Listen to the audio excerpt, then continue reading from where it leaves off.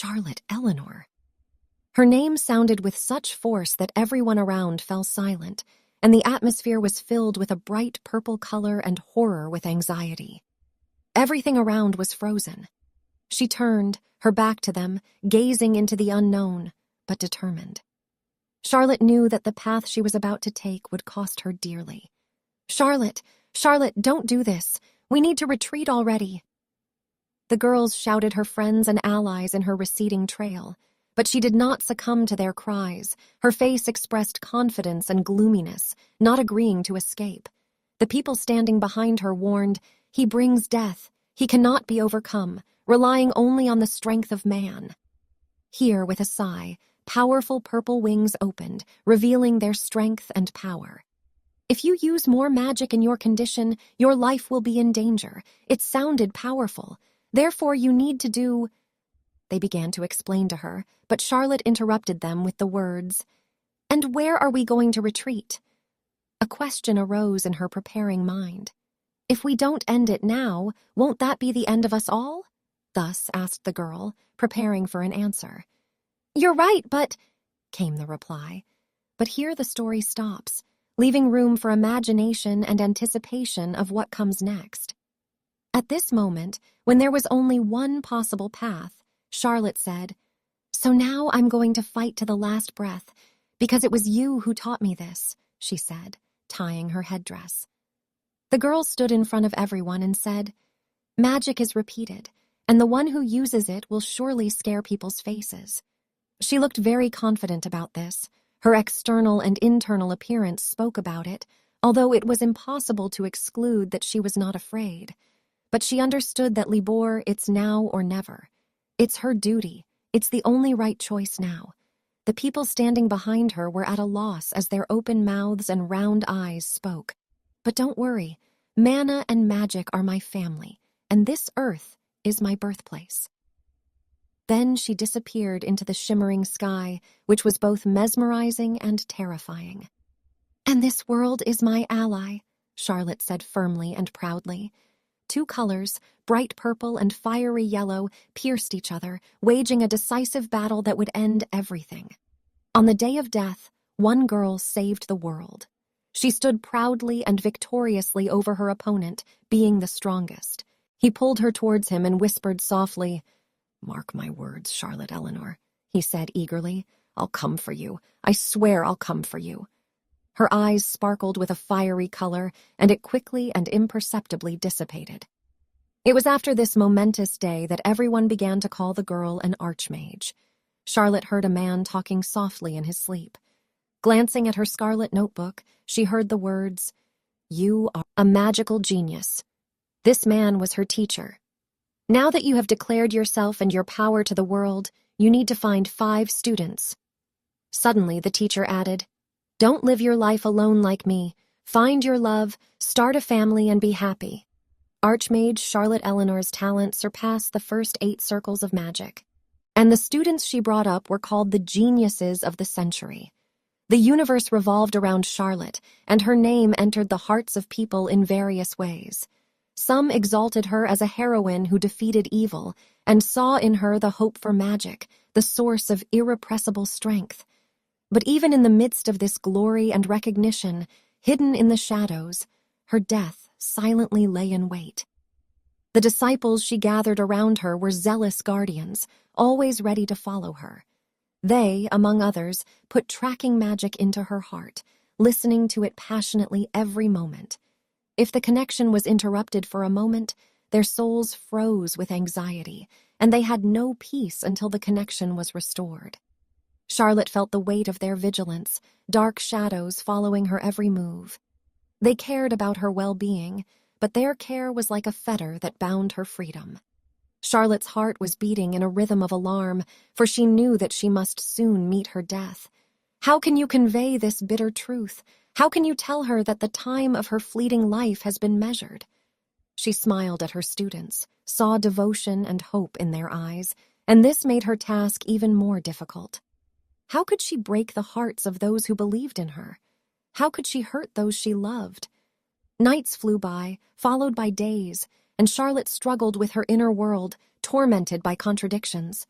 Her soul was shattered like a broken mirror reflecting a frightening reality. She knew that time was slipping away from her, that she was only a fleeting spark in the darkness. Charlotte, forever young in her form, has been blessed by the Fairy King. They, in their generosity, paved the way for her, where time slipped by and forgot how many years actually passed. She turned 120 this year, or maybe 122? Time slipped through her fingers, and Charlotte thought about the past. It seemed to her that she had lived enough, and that everything in this world had its beginning and end. Although her heart was in pain for the students, she knew that she could not care for them endlessly. She hoped that they would live their lives with dignity, that they would fulfill their destiny and find their place in this world. Charlotte never imagined her end would come like this. Lying in the coffin, she raised her hand and cast the last spell. She said that when her mana was released from her body, it would fill the world with its energy, become nourishment for the earth, and turn into the breath of a new god. She believed that such a death would be noble, that even her teacher would approve of this choice. Her soul, being freed from bodily shackles, will become part of eternity. Charlotte leaves this world, leaving behind her legacy and hope for the future. Her fate is complete, but her spirit will live on, enveloping the universe with its gentle essence. In the run-up to her death, Charlotte carefully prepared the letters to be given to each of her students after she passed away. In these messages, she set forth her last wills and expressed the hope that they would not grieve too much. Among the dry pages, pen and ink, Charlotte found peace. She knew that her students would never forget her, just as she would never forget them.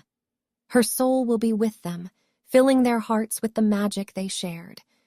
And so, with the last breaths of life, Charlotte completed her messages, leaving them in the caring hands of reliable messengers. Soon they will be in front of each of her students to remind them of her presence and the love she gave them. Charlotte knew that death is only the natural end of the path, and she sought to give her students some meaning and comfort in this difficult transition.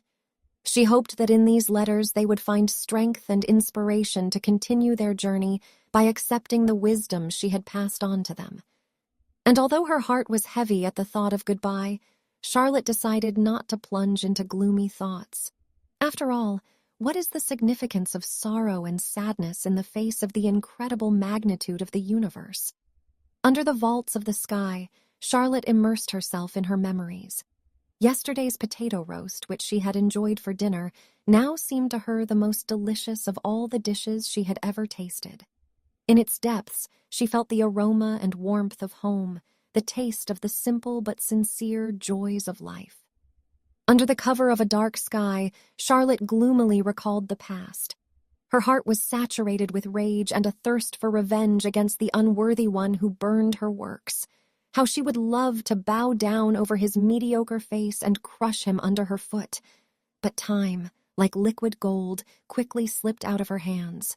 Death, that inexorable guiding star, was already approaching her. Charlotte knew that there was only a moment before meeting her. She felt a fire of determination burning in her chest and a desire to have a final showdown with Geoffrey. She dreamed of defeating him and repaying the debt in the Traveler's Tavern, which had weighed heavily on her soul for a long time. She longed to complete her journey with dignity, to fight him and win. However, through the veil of dreams and hopes, a secret longing burned in her heart. She held back that pain and regret by not sharing it with anyone. It was regret, linked to a love she never knew. Despite her life of magic, fighting, and teaching, she felt the emptiness caused by the lack of love. In her eyes, it wasn't so much regret as it was sadness, a subtle tinge of missing harmony. Charlotte slowly raised her hand and stroked her heart as if to calm its throbbing. She knew that love is that incomprehensible force that cannot be found or forced. It comes by itself, in a quiet whisper of fate. In this last moment of her existence, she recognized that despite her power and insight, love remained an unattainable flower in her garden. And now, almost touching eternity, Charlotte left all her regrets and sadness behind her back. Time was elusive sand, but she resigned herself to the fact that love remained for her only a fleeting, fragile echo. The majestic throne was overshadowed by the sudden fall of the envelope, which caused excitement in the heart of the monarch. Startled, he stood up, breaking his solemn posture. 3 advisors in his presence addressed him with a question. Their voices sounded with a note of alarm. "Your Majesty, where are you going?" With spherical dexterity, the letter was seized in the hands of the monarch. Confusion was reflected in his eyes, which he tried to hide from those around him. At this time in the palace, the suspect begged for mercy, claiming that he was forced to commit unworthy acts, that he was following orders against his will. Again, the envelope was sent into the air, seeking to reach its destination, and at this moment the girl with pink hair was communicating with the chicks, whose nest had recently been destroyed. But suddenly she was distracted by some event that turned out to be more important. A letter was being carried to her, but from whom she could not distinguish. Invisible beings carried the letter, as if following the orders of an invisible guardian. The mystery of the letter and the mystery of its sender enveloped the events of the palace, creating an atmosphere of mystery and intrigue. What secrets were hidden in the written message? And who was behind the invisible messengers? The answers to these questions were in the air, waiting to be unraveled. The first person, being among the White Mountains, slowly unfolded the letter. A snow-white cloak fluttered in his hands, and his face reflected confusion and amazement. He couldn't believe what he read on paper. A shriek came from his throat. "Mistress Charlotte!" "Looks like my death spell worked," Charlotte whispered with satisfaction. There was gratitude in her voice for being able to feel like a human at the moment of death. Her body felt light as a feather, but she still felt the presence of her right eye, which did not weaken. But suddenly she realized that she was still alive. Had her magic not worked? After all, she was ready to leave this world. Why did her voice carry through space? Questions arose that needed an immediate answer. Charlotte stood up and began to feel her face, as if trying to unravel the mystery behind this unusual occurrence. Archmage Charlotte Eleanor, having served the world for a lifetime and reaching the age of 121, plunged into eternal sleep. The disciples, stunned by this unexpected turn, realized that now they have to protect the world instead of their teacher. Charlotte relied on her students and believed in their strength. After all, her mana left her body and the magic worked. But why is she still alive? Asking this question, Charlotte realized that her body had changed, becoming small and fragile. She couldn't believe what was happening. She realized that true magic comes from the will of a person who seeks to fulfill the desire of his heart. Perhaps it was this regret, which Charlotte carried with her all her life, that caused this unusual occurrence. Her love for the world and her desire to protect it led to this outcome. She realized that it was love that was the source of her strength and magic. So Charlotte gained a new understanding. Love, an emotion she had never experienced in her life, proved to be the force that saved her from death. She realized that love and regret, like a strange union, helped her survive and overcome all trials. Now she encouraged her students to continue to fight and live, nourished by the love that was their legacy from her. Chapter 2. Love? What else is love? The most powerful man in the last millennium was standing, and in his hand he had that same letter. Among the people stood the most powerful man in the last millennium. His power and greatness permeated the universe. In his hand was the same letter that evoked different emotions in him. "Are you starting again?" A sharp voice sounded at the girl, to which she only grinned, considering the whole situation just ridiculous. Although none of the people had ever seen this excellency in person, they continued to send letters of declarations of love, as if they hoped that their words would reach his heart. The Archmage was free and could choose any woman for himself, but time dragged on and he still did not make a final decision, although this choice should have been made 50 years ago. Suddenly, today, a little girl appeared in front of him, calling him by his first name and looking for his presence. There was a certain roughness about her despite her tiny size, but there was something unusual about her speech that caught the attention of superiority. This girl was truly strange.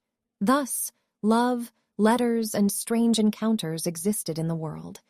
The Archduke realized that he must find a suitable girl as soon as possible and propose to her, although this could have happened 50 years ago. And yet, today, in the face of this strange little girl, something aroused interest and curiosity in him. "Of course there is," came the reply. "This is Charlotte Eleanor, Archmage of the Marvel Empire. There is no one stronger. How can a resident of Klaus utter such terrible words? I am a magician first, and a resident of the Duchy second. They really fight because of such stupidity," the little girl was surprised. But again I heard, "You are a traitor. Get out to Marvel. The air is not polluted here." The argument will continue until someone from below said to go down. A whole company gathered that does not understand what is happening here. Who's the real scum here is the resident Klaus who thinks the Archmage is the strongest. Enough! Get down! Phew, he seems to be fine, Charlotte thought. What was it? What's wrong with my body? Did you use a spell on me? Seems like I was right. Is not it? From the crowd stood out.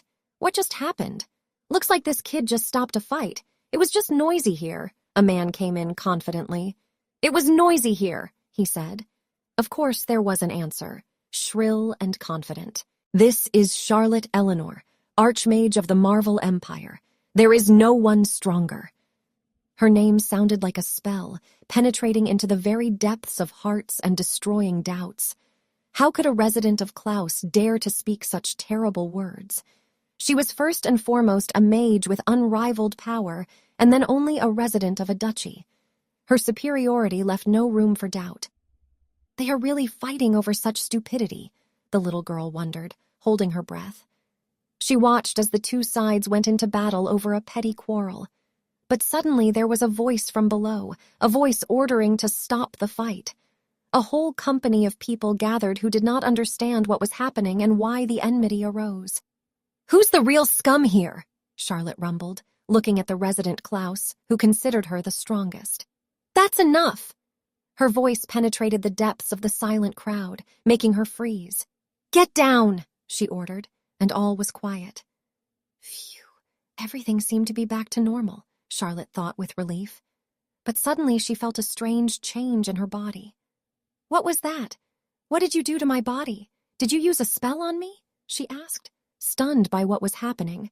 "It seems I was right, isn't it?" Her question flew into the air, calling out to the mysteries of truth. A voice came out from the crowd. "What just happened?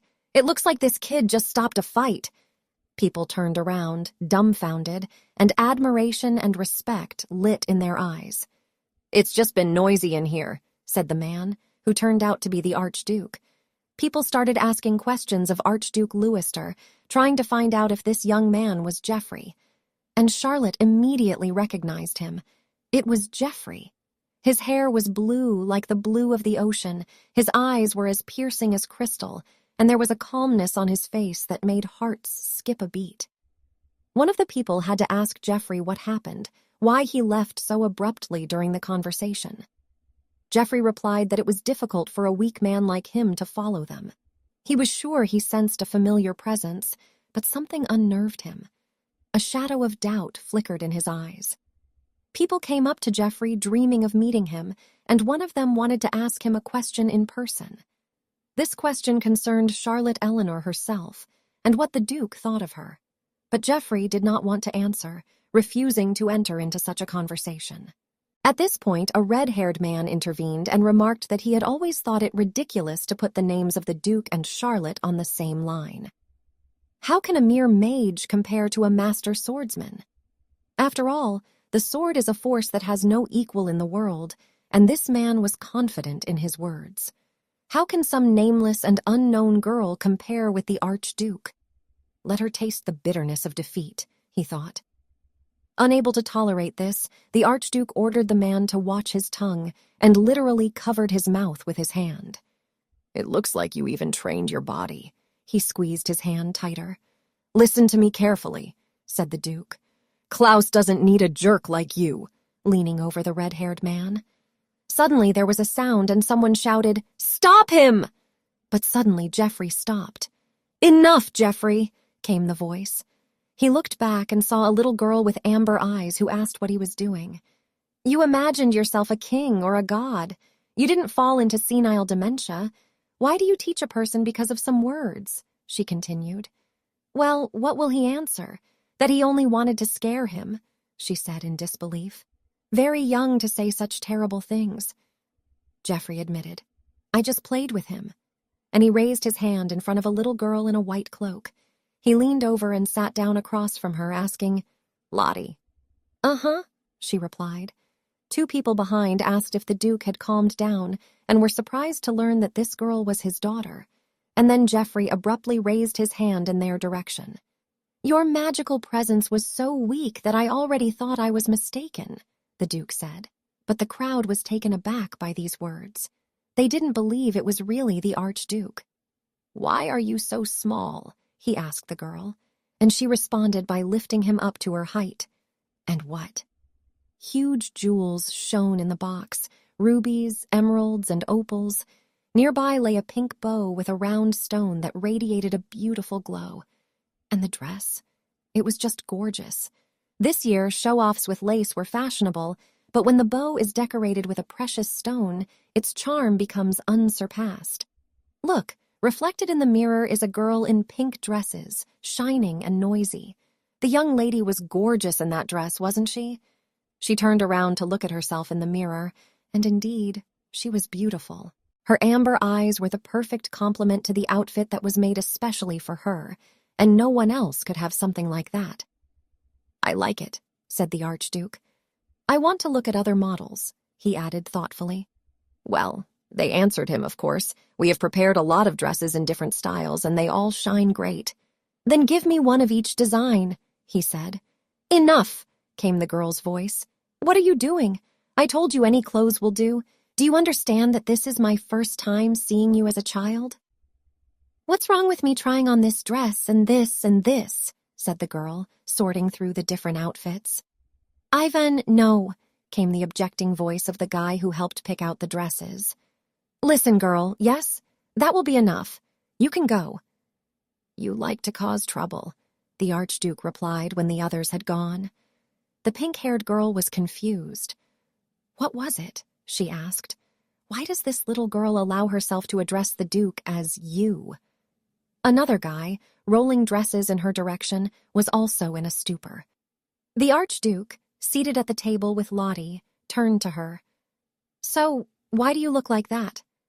Below, under the girl's feet, was a stand. "I couldn't connect it with you for a long time," he told the girl. "And given your mana state, I don't think you changed your appearance with a spell," he continued, piercing the dessert with a fork. "So what happened?" "Jeffrey," came from the girl's lips as her hand reached for his. She replied that she thought that there were no regrets in her life and that she had already lived a busy life. She believed that she had nowhere to strive, but it turned out that this was not the case. "In my life," she continued, "there was no love," and she ate the heart-shaped dessert. "And what do you mean by that?" sounded the question of the Archduke. "What else is love? Explain to me." He did not understand. "How does this relate to the fact that you became a child? Did you try to kill yourself?" How smart he is, the girl thought, but said, "No, what are you? Since it so happened that I wanted to leave my mana to the world, and in this way, honestly, I'm a little tired of everything. I already thought that died but was alive again." The Archduke missed a tear from one eye. "What it is!" the girl exclaimed excitedly, but he simply said, "My eyes sometimes sweat." "What are you carrying?" answered Lottie. "You really wanted to kill yourself with your hands on your head," the Duke whispered, and didn't say anything to me. "No, I didn't kill myself," the girl answered quietly. "The next time you're about to die, tell me." "That's it!" cried the little girl, and affectionately took his face with both hands. Their eyes met within inches of each other. "I've decided to start a new life," said Lottie, "and I came to you for help, my friend." "A new life?" he asked with a bitter tear on his face. Yes, I made that decision firmly, Lottie replied. But the Archduke objected. Does not magic begin with the desire of the heart? And since magic decided to rid me of the only regret and gave me a new look, continued the girl, while the Duke sat and listened attentively, then I decided to live it again and again, his second life. Amber eyes shone brightly, piercingly, and their light filled everything around. So, began the Duke, love has become your regret? And you mean the love that is born between a man and a woman? The Duke asked. Lottie, sitting across from him, was at first unable to say anything. The Duke rubbed his face with his hands and said nothing. Finally, he said, "Let's start with your way of speaking, like a little old woman." "What?" she asked. "What's wrong with my way of speaking?" In the hall where Charlotte's coffin lies, someone has entered. Loud footsteps were heard, and yellow-colored stones lay on the floor. With bewilderment, they were raised by an unknown person. "I'll find you," he sounded confident. "Whatever it costs me." Suddenly there was a knock on the door. "Yes, yes," answered the Duke and the little girl. "Your Majesty?" "Do you remember me?" the girl asked, and the Duke added, "Just answer the question." "You're that strange girl who came in this morning." "Of course she's strange," the Duke rolled his head. "Okay, let's forget about it. Now introduce yourself." So unexpected. "Come on, you've got 3 seconds." "My name is Phaeton Sylvan. I am a young knight from the noble family of the Sylvans.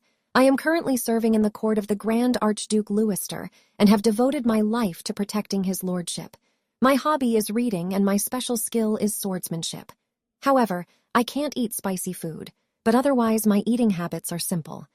The Duke addressed me with congratulations, saying that I had recently become the personal protector of the Archmage. Hearing this, I was puzzled and asked a question. But the Duke assured me of my ability and added that the rest of the details of the work would be communicated to me later. Lottie voiced her concerns, demanding that I be assigned security. She then asked if the truth would be hidden from our students, pointing out that they had probably already received her letters. I was a little confused, realizing that my new body and lack of mana would make me indistinguishable and let them think I was dead. The Duke agreed with my reasoning and supported the idea of hiding the truth from others. Thoughts about her students, about how they once relied on her so much, peacefully dissolved in Charlotte's soul. She wondered how brave they could become if they were confident in their independence and learned to make their own decisions. However, her preoccupied thoughts were suddenly interrupted by the Duke's voice breaking through the silence. "Lottie, dear, you don't know your students well enough," he said. Charlotte was stunned and could not find an answer. She only listened as the Duke continued his thought. "However, for your sake, I will do my best. I can handle your students." Her heart jumped with joy as she heard those words. The deep look of the Duke in her eyes gave confidence and hope. Lottie was filled with deep admiration for this man, who was ready to go to the most desperate deeds for her. "However, mind you, my dear, if you touch even one of my students, I will not let you go unpunished," Charlotte said decisively, beaming with her shining eyes.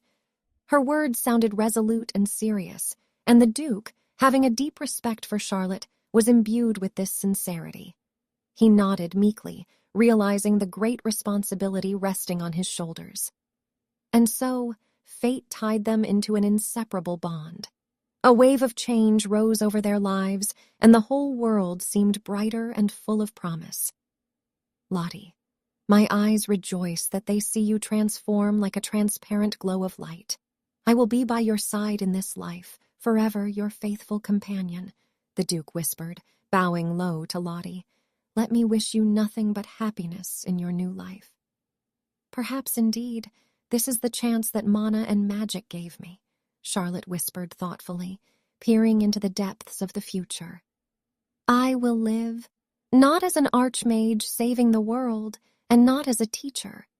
I will live as a simple person opening a new chapter in his life," she said, with confidence in her voice. It was at this moment that the Duke and Lottie noticed something interesting. On the table were golden stones that looked like ripe apples. The little ones shone with their mysterious cuteness, as if inviting Charlotte and the Duke to a new world. "What are these babies?" asked Lottie, smiling in surprise. "These are our new friends, Miss Shar. Sorry, Miss Arya," one of the girls standing next to the boy explained. "New friends for a new life, isn't it? Geoffrey," said the Duke, smiling admiringly. Then one of the girls suddenly whispered something to the other. "That girl just called us babies. We should teach her a lesson. Hey, girl," they shouted. "You're younger than us and a child here, you." "Geoffrey," exclaimed the Duke, slightly disappointed. "I warned you." Suddenly, a white-haired young man burst into the hall who saw the magic golden stones. He looked at them with bewilderment and curiosity, feeling that a new chapter was beginning in his life, full of secrets and mysteries. "Speak, since you have already come," said the Duke, but only one word was heard in response. "Where?" "Where what?" asked the Duke, puzzled. "Charlotte," said the stranger, looking directly into the Duke's eyes. He heard only a counter-question from the Duke. "I haven't been able to contact her lately. Something happened to Lottie," the Duke added, lowering his cracked glasses. "If Mrs. Charlotte is staying in Claus's lands," began the stranger. "It's impossible that you don't know about it," the Duke interrupted, feeling his patience at an end. "But even if you're my friend's student, there are limits to everything." His glasses fell to the floor, as if to symbolize his confusion.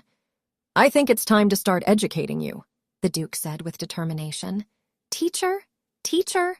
whispered the stranger, realizing that one-on-one with the Duke was too much. He silently surrendered in his thoughts, realizing that there was a difficult road of learning and self-realization ahead. Chapter 4. The little girl, Lottie, began to enjoy her strawberry dessert. At a time when two ripe apples, twins, were arguing about who owns all this dessert. "Mine, all mine!" exclaimed the girl, looking at the boy with hope. "You promised me last time," she added. "Trust me, it's time for you to stop eating, pig," the guy replied with a sneer.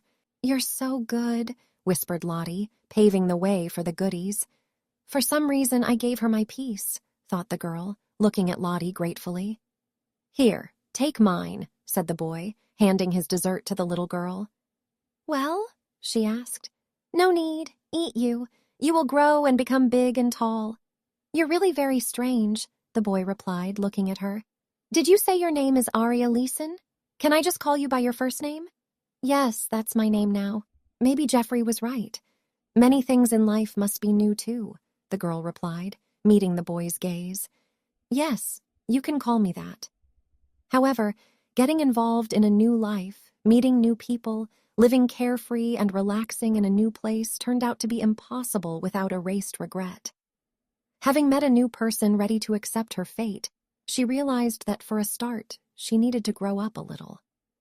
Suddenly, a man with purple eyes and a tie and a shirt appeared from the door. "What did Your Excellency say?" His purple eyes were so unusual that the girl's words froze on her tongue. "There's a lot more Azka on the table," she exclaimed in amazement. Because what those eyes saw could not cause a different reaction. Everything in the room was upside down, the sofa was lying on the floor, Vasya was smashed, and on the couch sat a student who contacted. From behind the door came the sound of the Duke's thoughts. "Given that 3 students of the Archmage came to me, everything is fine. Well, I'll drive up." It was not like that, he reflected. Evan. And suddenly a hand was on his shoulder. The white future was with the teacher to the end. "Tell me what happened. Where is she?" a question was asked to him. "No one present seems to know where the teacher is. Could something have happened?" delivered by a white-haired girl. "I don't feel anything out of the ordinary. Not her presence. Didn't do anything at all," the young man replied, looking at her. "It's like she really disappeared from this world." "What kind of nonsense are you talking about?" he asked. "Something must be there. Something else can't be for her." "Teacher." "Hey," sounded from behind. "Did something really happen to Lottie?" broke out of him. "Could you give details?" He looked proud, blue-eyed guy. "I don't think Grandpa knows anything," he added. I think so too. I can't accept it. After that letter to me, and he clenched his teeth. I'll meet with Carcillion. Maybe if we trace the teacher's path from Marvel, we can find some clues. An idea came from the long-haired girl. I'll find her even if I have to turn everything upside down, another archer added. I'll be back, the long-haired boy said to the Duke. It's not like I'm really looking forward to you, another thought, and leaned back on the sofa with his sword in hand. I must hide it so well that no one can find it, thought the Duke. But suddenly, a butterfly flew by the window, which flickered brightly. While the Duke was thinking that it would be better not to see them for a while, 8 years later, in a secluded corner of the garden, under the light of the morning dawn, a sweet whisper sounded. Lady, Lady Leeson, beautiful lady, please wait for me. The voice belonged to a young man who followed the girl with tenderness in his eyes. Tenderness that can stop time and mix hearts. The girl just looked back, and for a moment, surprise flickered in her eyes. My heart belongs to you since the moment we first met, sounded in his address, like the most tender whisper of the wind in the summer trees. Please accept my sincere intentions to make you my wife. The guy got down on one knee. His eyes were filled with the most sincere feelings, and in his hands he held a bouquet of flowers that blossomed in beauty and aroma. Before him stood the same girl, surrounded by magic. A question arose inside the girl. Who is this? Some kind of child with youthful enthusiasm and innocence in his eyes. She remembered that she saw him in a literary circle, only recently he became an adult. Age differences are like an abyss between them, but the strength of sincere affection led the girl to the idea that age does not play a role when love wakes up in the heart. Excuse me, came from the girl's lips, like the soft rustling of leaves just before dawn. There is such a great gulf between us that we can never bridge, she said with a sad but sincere look. We cannot be together. Words fell on their relationship, but the persistence of love was stronger. And the girl turned around, trying to save herself from the voluptuous, tempting force that she experienced for the young man. But he didn't give up, didn't let her run away from his heart. He began to restore it, to build bridges between them. It had been 8 years since Charlotte cast the death spell and woke up in a small body. In Arya Leeson's body, she learned to imitate her movements, manners of speech and manners of life, but somewhere deep inside she felt that her own soul did not correspond to this body. Suddenly, 2 red-haired strangers approached her. They asked her where she was staying, as if they were looking forward to her. Come quickly, they added with some impatience. She felt that even in this life, where everything seemed possible, love remained out of reach for her. Suddenly, out of nowhere, a black knight appeared, and his voice sounded suddenly like a ghostly echo of the past. Charlotte. The action took place in the Empire of Klaus, in the capital of Avent.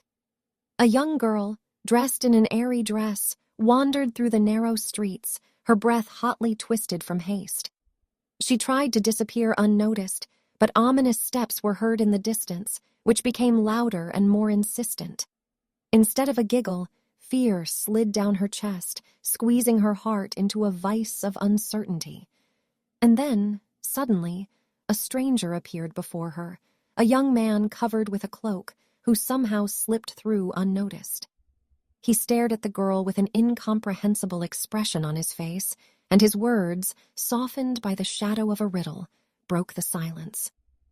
Are you there? His voice sounded unusual, like a melody that echoed with the steadfastness of his gaze. The girl, who was sitting against the wall, felt a tremor inside her.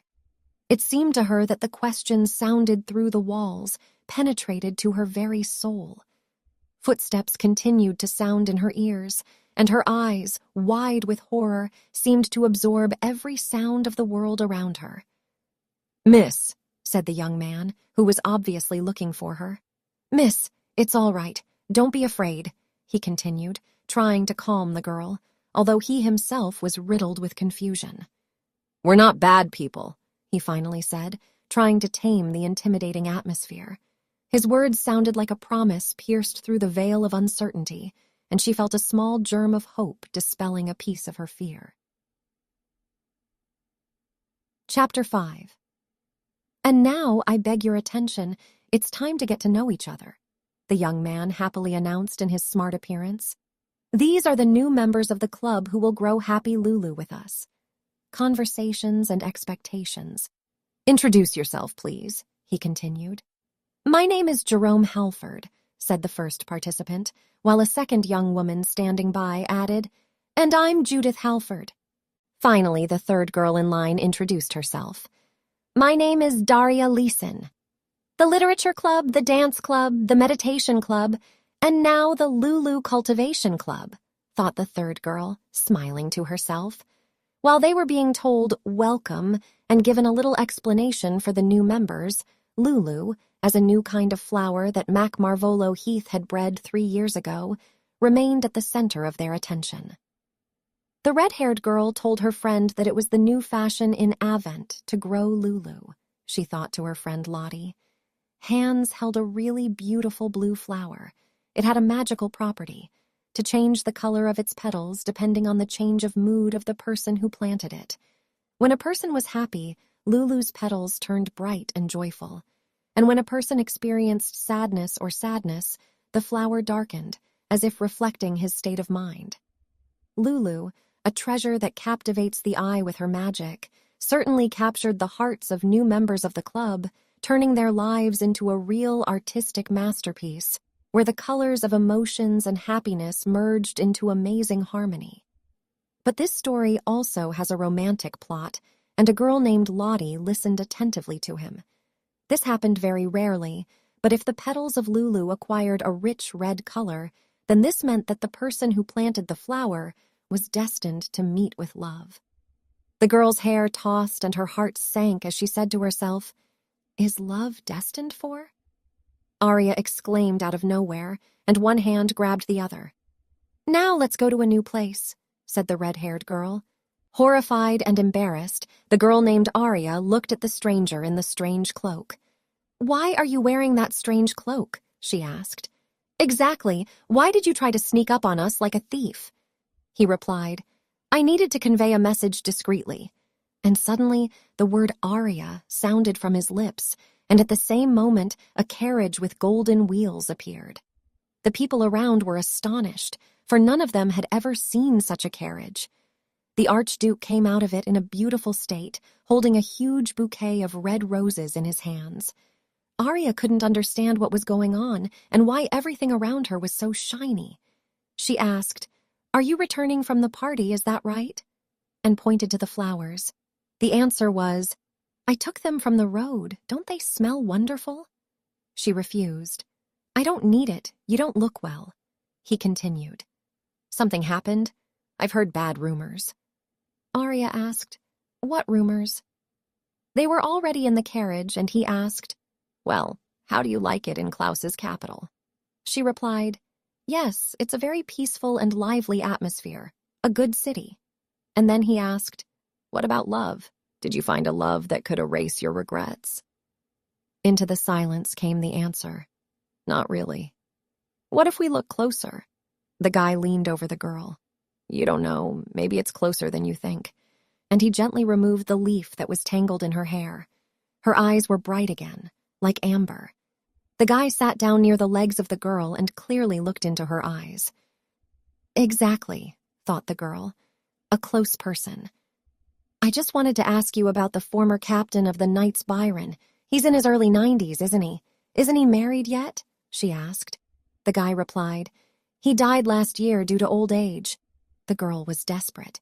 Yes, I should probably be glad that I didn't die at my age, and I still think about love.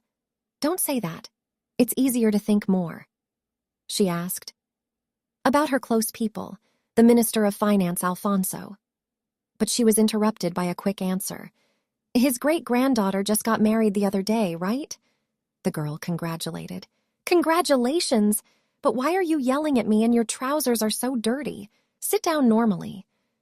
The boy tilted his head down, reflecting his deep frustration. The girl felt his burden and decided to find out what happened and what alarmed him so much. He replied that he was simply overcome by sadness, but could not name a specific reason. Julia, alarmed, exclaimed, "Maybe there's some news from Marvel about my students. The sky in Klaus has always been as peaceful as it was in Marvel, right?" At this time, a group of knights suddenly uttered the name Dan Monty, addressing it to a stranger who was desperately running away from them. Suddenly, the guy was surrounded on both sides, and it became clear that he had nowhere to go. The knights warned him that continuing to try to escape would only aggravate his situation, and begged him to follow them. However, the boy strongly objected, calling their pursuit a waste of their strength and a curse that had fallen on him. "Arya, have you spoken to Brother Sylvan yet?" the boy asked. Arya sighed regretfully and replied, "No, I haven't had time yet. There was too little time." Suddenly, she remembered that she had forgotten her gloves at the club and held out her bare hands. The red-haired girl promised to bring them. "Let's go together," she suggested. However, Arya refused. "No, I'll go. I want to be alone for a while." "I'll be right back," she added to them, and quickly disappeared into the crowd. The other two looked at each other and thought that Arya looked exhausted. "It's all because of you," the girl said to the boy. The people witnessed the rapid pursuit of the knights.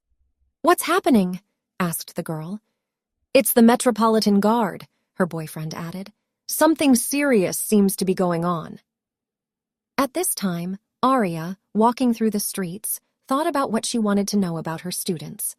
"As long as I'm here in the capital, they're doing well," she told herself. "Probably nothing special going on."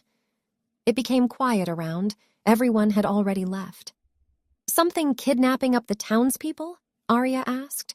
"Yes, you are alarmed by what is happening," they answered her. "Are you saying that the security was in such a hurry because the kidnapper was somewhere nearby?" she said doubtfully. "We need to go after Arya," said the red-haired boy. "I'm worried because she left alone. Did you really not know anything? In fact, such a commotion due to the rumored suspect being Dan Monty from Marvel." "Dan Monty?" the girl exclaimed. "What? You haven't heard of him either? He's the leader of the Black Moon. You know about Charlotte Eleanor, Marvel's preeminent archmage, right? Dan Monty is Charlotte Eleanor's third disciple." Dan, examining the flower, suddenly felt that his eyes were directed towards an unusual picture. The head was not visible because of the cloak. There was a misunderstanding. Chapter 6. Suddenly, Charlotte, who was hiding under a cloak, ran away from the guy, but he exclaimed, "Wait! Stop!" The girl pushed him away with her power, and he fell. "What just happened?" asked the guy. Charlotte was amazed and returned to the guys who asked her what happened. She said, "Nothing special. Let's go home." The offer was accepted, but the red-haired girl sharply asked, "Arya, did you see the kidnapper?" "What other visitor?" answered the girl. "We also do not know the details, but judging by the conversations, there have been a series of kidnappings in Avant recently. These are very bad people who gather the townspeople, regardless of their age and gender." "But they can't be caught because a very powerful person is behind these crimes," she continued. "And who is the suspect?" asked the girl. "Dan Monty," sounded like thunder. "Maria, do you know who this is? He is the third apprentice of Charlotte, the Grand Archmage of the Marvel Empire. And how can ordinary guards capture him? Although I think Archduke Louis Thar can do it. And why are the people of Marvel visiting people here in Klaus? Probably for these are reasons of which we know nothing. What's wrong, Arya?" The question was addressed to the girl, but she was already immersed in her thoughts. She couldn't think that he was kidnapping people in Klaus. 30 years before?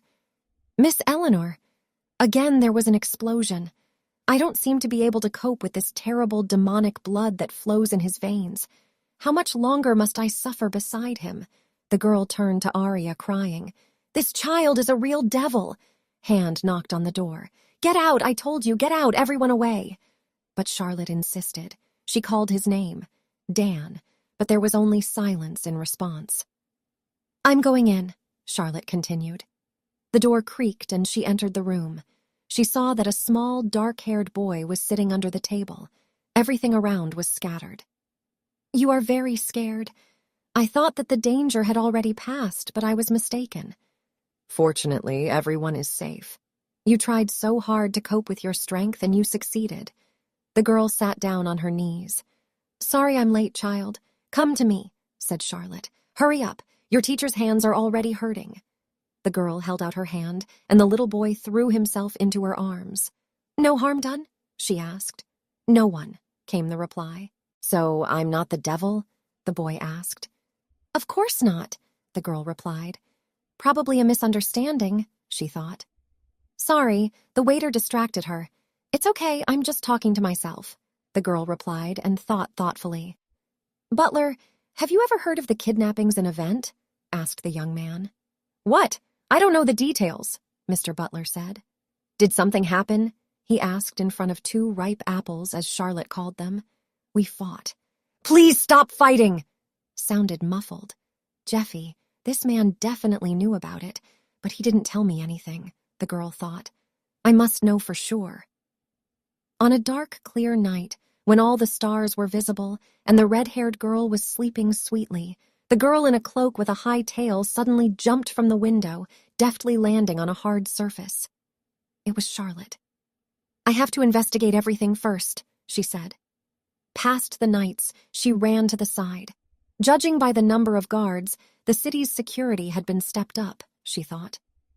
She quietly stood behind the wall and looked at what was happening. Suddenly, 4 knights lay on the pavement. In the thick of the battle, on the restless surface of the earth, where 4 knights lay defenseless, a girl suddenly descended. Her gait was swift and graceful, like a dance of death on her feet. In a dark cloak, wind thick with matter, she appeared like a shadow breaking through the darkness. And then a dull cry sounded, breaking the silence. Not the best way out, Uncle. We are not bad people. Confused and panicked, the cloaked young man turned to his comrade, their eyes piercing each other as if constricting into a funnel of secrets and mysteries. Well, what do you say? The hair was quite similar, like ripe apples in the sun. It would be nice if the color of the eyes also matched. But he's not a woman. What's the difference? The main thing is that the appearance is immutably similar, whispered one of them. The words were carried away into the wind, invisible and without a trace. But no matter how you look at it, he's a man, the second inquired insistently, his voice sharp and piercing, like a blade ready to make an unthinkable blow. Meanwhile, away from the stressful battles, a gloomy shadow in the form of a girl looked around in confusion. Her heart beat in unison with a chaotic dance, and her thoughts were vague and tangled, like a web that hides the secrets of her soul. Suddenly, in a swift dash, she ran through the ranks of the guards, weaving her way through their ranks like a whirlwind that crushes everything in its path. She stopped behind the wall and stared at the scene unfolding before her eyes. 4 knights, immobilized and powerless, lay on the pavement like puppets, devoid of their threads. But then, as if magic had become a reality, a voice rang out, quiet and mysterious, like the whisper of a ghost, disturbing the peace of the night. I think there is someone here, came the enigmatic question, fading into the silence like a thread through the mists of time. A moment later, as if answering a call, the girl replied, How are you, miss? There was confusion in her voice, as if she was trying to find answers to questions that didn't exist. But in response to her words, the crowd approached her with a question about her identity. Who are you? And really, who is she?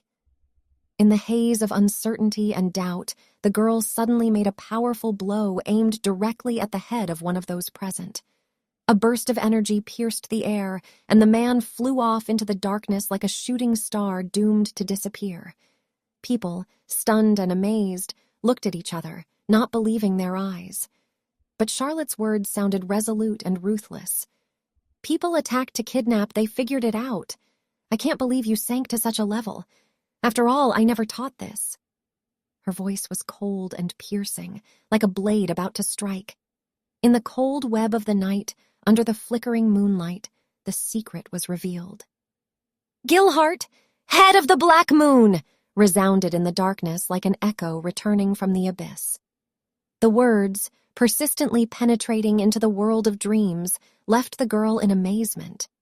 How did they know her name? Perhaps the head himself drew attention to her, and only his order could be the source of such information. But why did he decide to go for it? Thoughts tangled in Charlotte's head like a whirlwind of riddles and speculation. "Come visit me," Charlotte said with determination in her voice. "I also want to participate in the kidnapping." The head, Gilhart, the reaction to this was unpredictable. "This girl is crazy," came the voice of one of those present. "Should we take care of her?" But Charlotte did not leave them indifferent. "Look at her again," she said. "This girl has golden eyes, radiant golden eyes that radiate a soft, silvery light. Wheaten hair. How long has it been since I've seen such perfection?" Her words warped the hearts, revived in those present feelings of wonder and admiration. "Oh, unknown girl," came Gilhart's voice. "We're just looking for a man, and you fit the description perfectly. Well, miss, let me take advantage of your generous offer and kidnap you." The words pierced the air like a shaky melody and became a sentence for Charlotte. She glanced at her captors, seeing in their eyes a mixture of curiosity and lust for power. And with them they disappeared into the abyss of darkness, like shadows merging in the night. In the mysterious twilight, where shadows and riddles dance, these words vanished into the air, like music from the past. The man, brought up by bitter years, lifted the mug to his lips and took a sip from it, giving himself a courage that had long since dried up in his heart. He smiled at an inner understanding and uttered a phrase filled with hidden meaning. "That's what I told them." Charlotte's mind was tangled in the patterns of fate, and she couldn't understand why an old man like him had given up on them.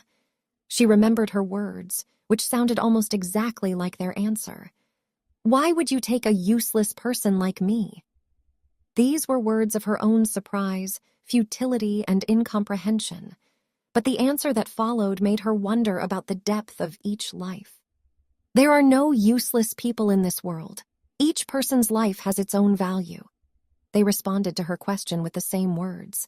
Was it a coincidence or a sign of fate?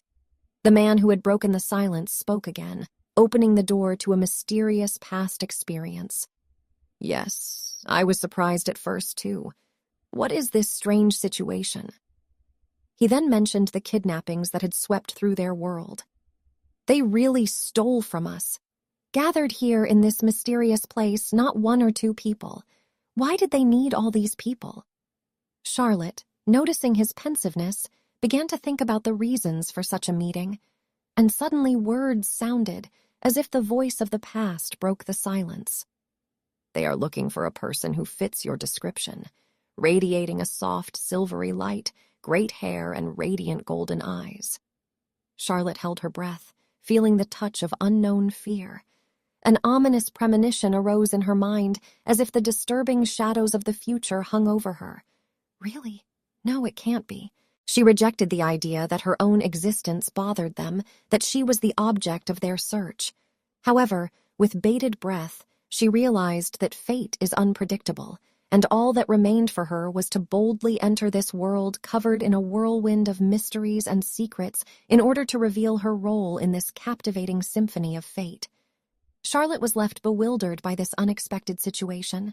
The visitors, who suddenly appeared, started asking strange questions about the pets, as if trying to establish a connection between people and their animals.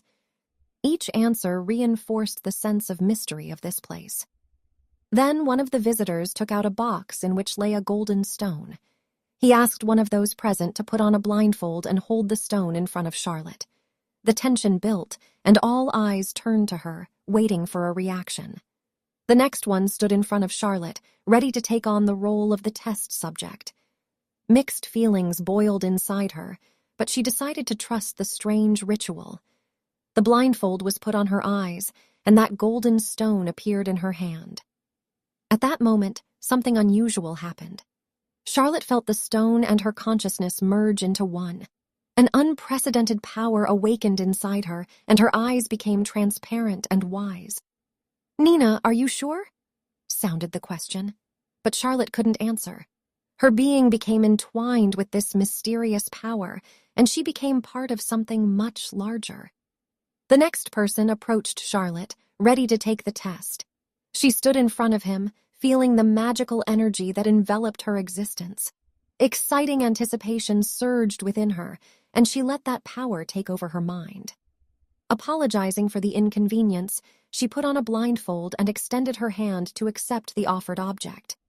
At that moment, she plunged into a stream of unusual sensations. As if Dan is looking for people like me, she thought, remembering the kidnapper's words. Why does he need such people? What links me to this mysterious leader? She turned to her grandfather, trying to sort out the whole situation. Master, what a wonderful young man. What are you doing? She asked, hopefully. Grandfather, sitting next to him, listened to Charlotte's words and looked at her with understanding. My daughter, I cannot reveal all the secrets, but I assure you that there is something more to this than we can imagine. Please keep all this a secret. These gifts, they can help you in the future. Be careful and safe, he said, handing her a small pouch of gold coins. Charlotte accepted the bag and looked at it doubtfully. Strange grandfather, she thought, but he has his own reasons for all of this. The kidnappers gathered together, headed for the exit, ready to go to their destination. They assured Charlotte that Grandpa would be safe and would return home soon. The kidnappers' words that they were taking care of him and would not harm him